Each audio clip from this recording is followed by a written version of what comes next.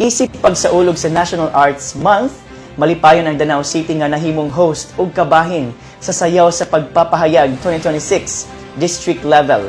Usa ka selebrasyon sa talento ug pagka mamugnaon sa Subuanong Kabatanunan sa 5th District. Ania ang highlights. Niadtong Pebrero 21, 2026, gipahigayon sa Danao City Civic Center ang 5th District Finals sa sayaw sa pagpapahayag, kabahin sa selebrasyon sa Provincial Arts Month 2026 nga may temang Ani sa Alampat, Kamatuuran, Kadasig, Paghiusa. Ang kompetisyon mao'y nagtakda kung kinsa ang morepresentar sa distrito padulong sa provincial level. Congratulations sa champion, Liluan SK ug second place, Compostela SK.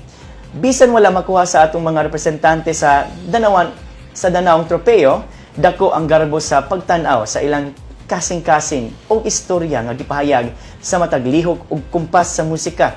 Nagpakita sa kamatuoran sa ilang panaw, kadasig sa kabatanunan o paghiusa sa komunidad.